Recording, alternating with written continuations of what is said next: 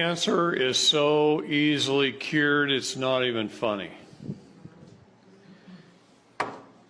This pisses me off. I'm telling you. I was in the intelligence world, and in the intelligence world, they hire the best and the smartest and the brightest in any given field.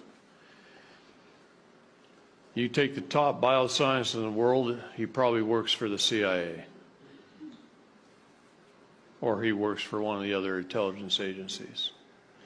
Dr. Lawrence Royce, man I highly respect, has saved this entire world, and you don't even know it. He was a top bioscientist at the University of Louisville in Kentucky. He grew up in Wisconsin, and when Chernobyl happened, the CIA came to him and said, "Hey, we need you. You're the best there is." And they signed a contract with him to go run all the doctors and scientists in Russia for 10 years and handle all the problems of Chernobyl. And the things he learned over there, he came back here and he bought a college campus and started a company that builds some of the best probiotics in the world. Because Chernobyl had a mushroom cloud about 50 miles wide and 150 miles long. And in that cloud was several villages, right? Several what? Villages of people, small towns.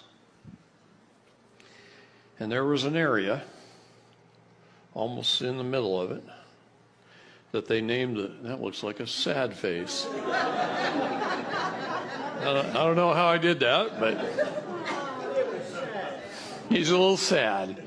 Should have been happy because they called that the blue area because nobody was getting sick. Now, one thing radiation poisoning does is it reduces your immune system and you can die from the common cold. Anything you get, could die from because you have no immune system. The radiation destroys it. So you had people all over here dying.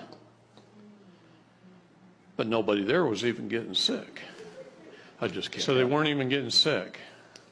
So they set up a laboratory in the middle school. Now, schools all over the world are built the same. 4 concrete brick walls, a hallway, and a glass wall leading to outside. Aren't they all like that?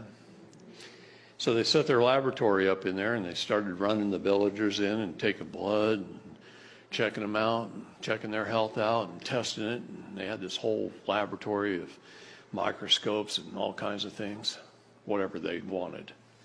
All they had to say is, "Hey, send me 2 microscopes." The government sent them 10, right? Whatever they wanted.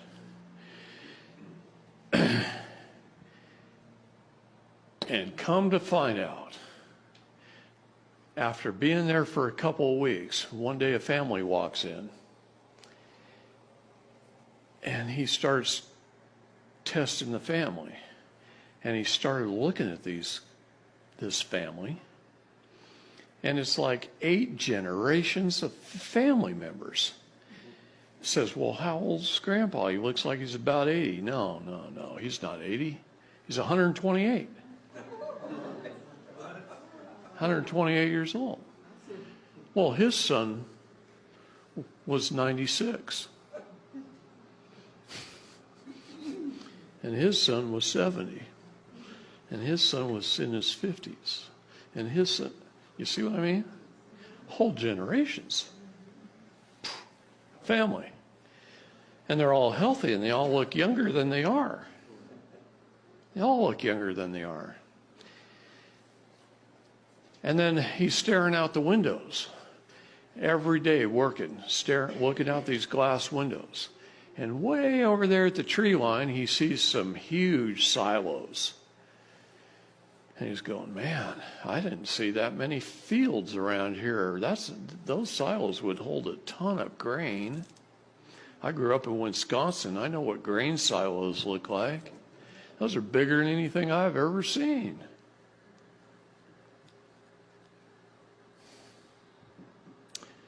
Come to find out, those villages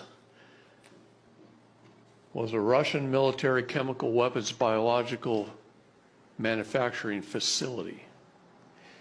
And the Russian government doctors had discovered probiotics that would build their immune system to the point where these people were handling anthrax and other things that would kill everybody, and they weren't even getting sick.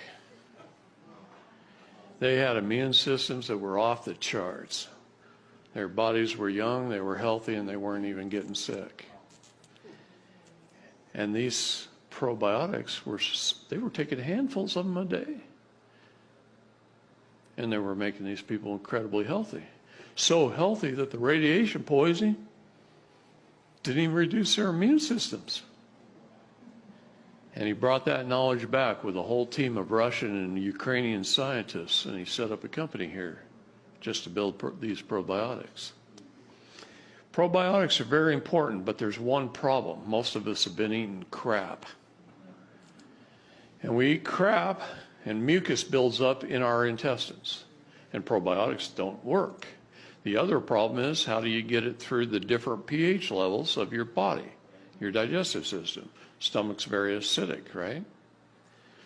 You got to get it past the stomach. That's why yogurt, even though it's good for you, very little of the probiotics get past the stomach because they're not encapsulated. They have to be in a specific type of capsule that doesn't dissolve in the stomach. It dissolves a little bit later. Okay? That's one of the keys they learned. That's why that particular company's probiotics are different than most companies' probiotics. It's because it's a little key to their patented process. Okay? So they figured out by taking an all-natural recipe of various good organic components that you make in a glass jar on your kitchen counter. It takes about 2 weeks for it to make.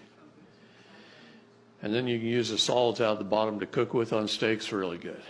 But you drink an ounce or two a day, and that cleans the mucus out. You add the right probiotics, you use Lactobacillus salivarius in your mouth, and you won't ever even have to brush your teeth. Because the Lactobacillus salivarius doesn't kill all your probiotics like toothpaste does. Toothpaste is the most poisonous thing you can put in your mouth. A good doctor will tell you the most dangerous aisle in a supermarket is the toothpaste aisle. Yeah. You want to kill your brains? Fluoride. Boy, they used to give kids fluoride tablets to strengthen their teeth. Better their teeth rot out than take fluoride, because that kills your brain. I feel very fortunate that I grew up on farms with spring water. I've never had fluoridated water, and when I don't drink it when I go to cities, helps me think a little above most. Okay?